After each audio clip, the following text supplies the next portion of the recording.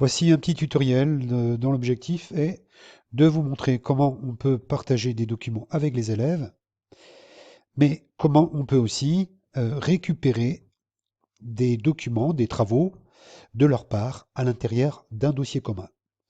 La première chose, ça va être évidemment de se connecter sur JoCloud et ensuite d'ouvrir le bon espace. Donc si je veux déposer des documents vers mes élèves de troisième, il faut que je me connecte, bien sûr, sur l'espace troisième. Donc pour se connecter sur l'espace, on vient ici donc en haut à gauche de la fenêtre et dans afficher l'espace, je vois ici que j'ai un espace troisième.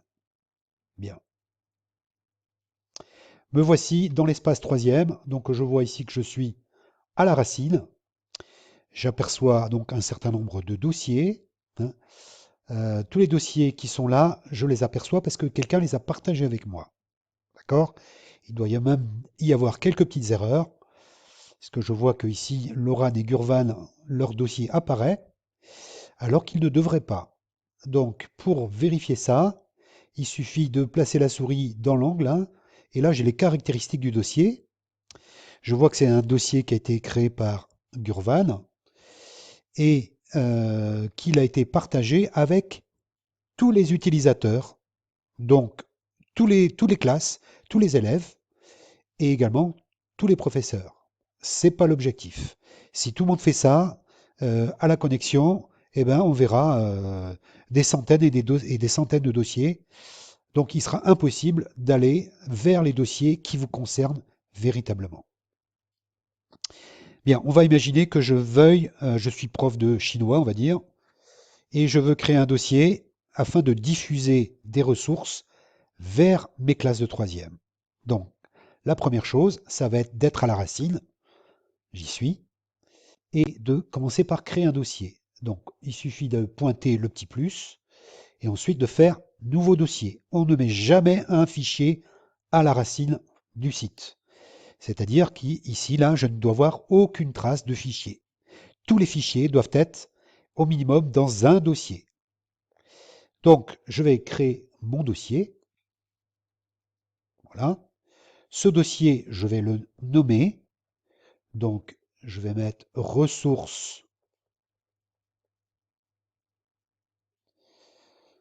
Allez, ressources chinois troisième Lully. Voilà. Donc les élèves, en voyant cet intitulé, ils pourront comprendre qu'il s'agit de ressources à leur destination. Bien. Ensuite, ici, on voit que par défaut, mon nom est coché. C'est normal, c'est moi qui crée le dossier. Mais je vois aussi que par défaut, il y a une coche écriture limitée pour tous les utilisateurs. Ça veut dire quoi? Ça veut dire que tous les utilisateurs auront accès au dossier. Moi, ce qui m'intéresse, c'est que seuls les élèves de troisième Lully puissent y accéder.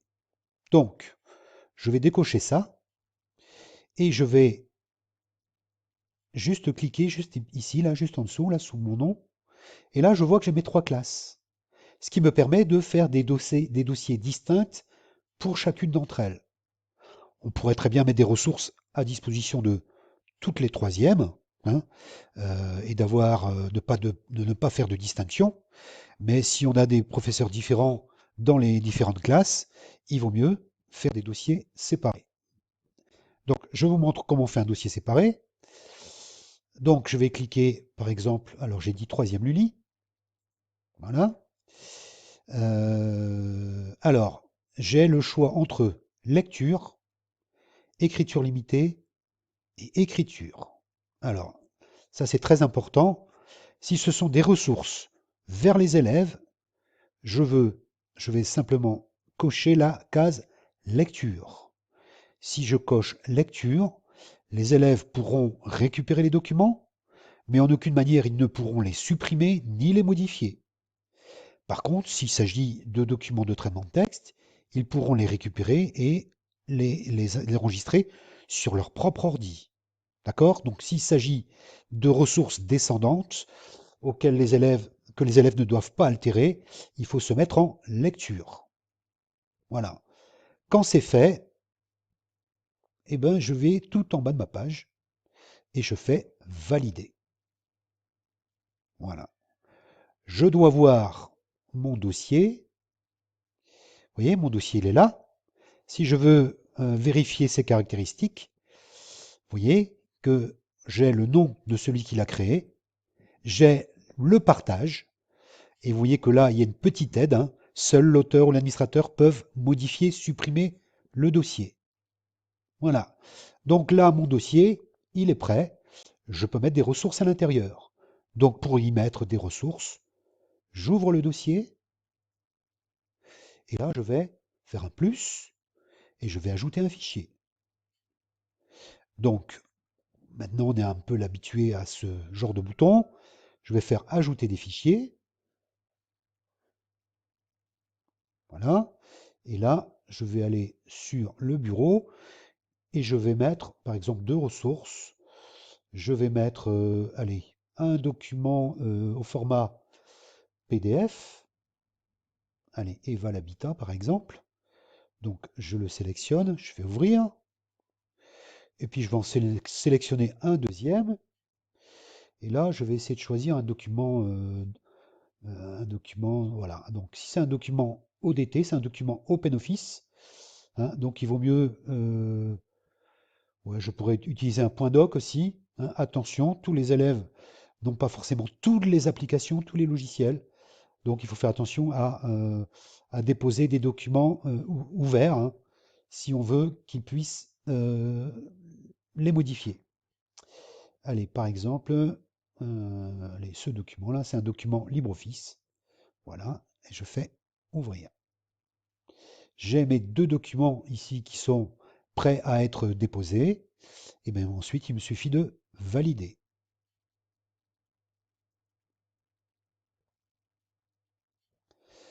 Alors, attention au poids des documents. Euh, il est évident que si vous essayez de déposer des documents qui font 5-6 mégas, ça risque d'être compliqué. Les élèves ont déjà fait cette expérience en voulant déposer des rapports de stage sous forme de diaporamas, avec des diaporamas qui étaient parfois très très lourds, hein. Donc évidemment, ils n'arrivaient pas à leur fin. Voilà. Donc on voit ici, vous voyez, mes deux documents sont déposés. D'accord? Donc en cliquant dans l'angle là, je peux supprimer le document. Et on voit aussi qu'il y a quelques renseignements sur la nature du document. Je peux également voir combien de fois le document il a été téléchargé. D'accord? Donc le document après, ben, si je clique ici en bas, le document, je peux le télécharger. Donc l'élève, évidemment, de la même façon, hein, il accomplirait les mêmes gestes s'il veut récupérer le document. Voilà, et le document, il est là. C'est donc du PDF. En aucune manière, le PDF, hein, ne peut être modifié. Voilà. Voilà, donc ça, c'était un document en phase, je dirais, descendante, hein, un document qui va du professeur vers les élèves. Maintenant, je reviens à mon dossier Racine. Voilà. Je pourrais très bien, ce document-là, si c'est le même, hein, si c'est le même dossier pour tous les élèves de troisième, et bien dans ces cas-là, je viens ici dans le coin et je fais modifier les droits d'accès. Voilà. Et là, je vais mettre voir tous les utilisateurs. Et là, je vais cocher troisième bac et troisième Mozart. Il faut éviter de mettre tous les utilisateurs, sinon vous incluez les profs. Ça veut dire que chaque professeur, quand il va ouvrir, eh ben, il apercevra, il verra aussi tous ces dossiers-là qui ont été créés. Donc c'est inutile, c'est encombrant et ça empêche de trouver rapidement l'accès aux documents. Donc c'est la même chose pour les élèves. Les élèves, lorsqu'ils ouvrent JCloud dans leur espace, ils ne doivent voir que les dossiers qui les concernent, hein.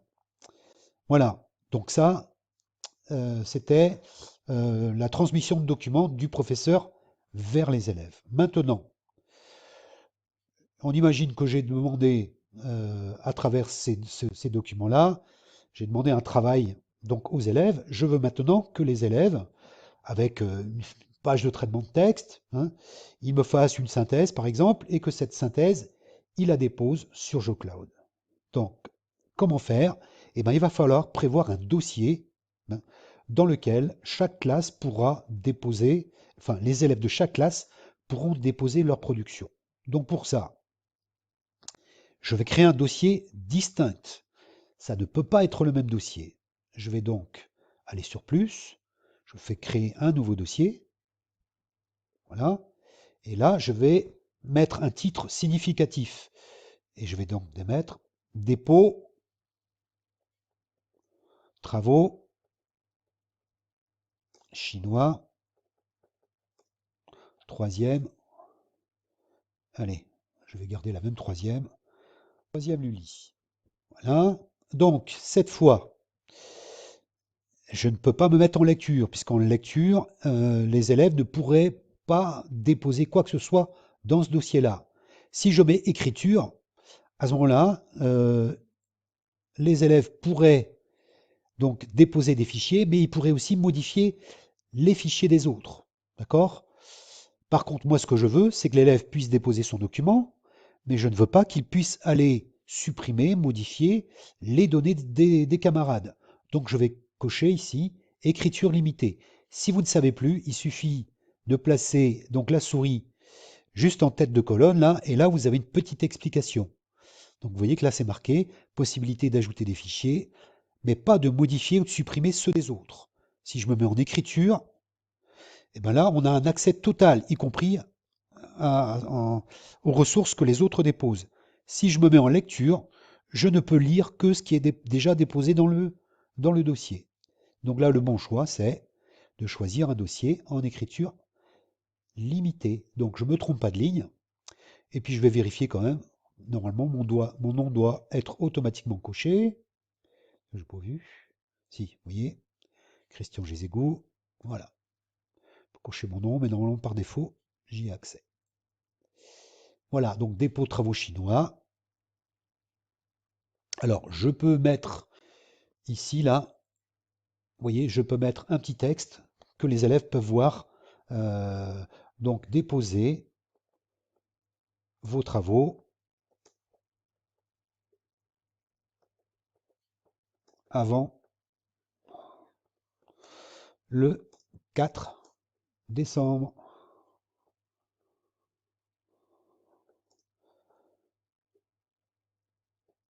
Voilà.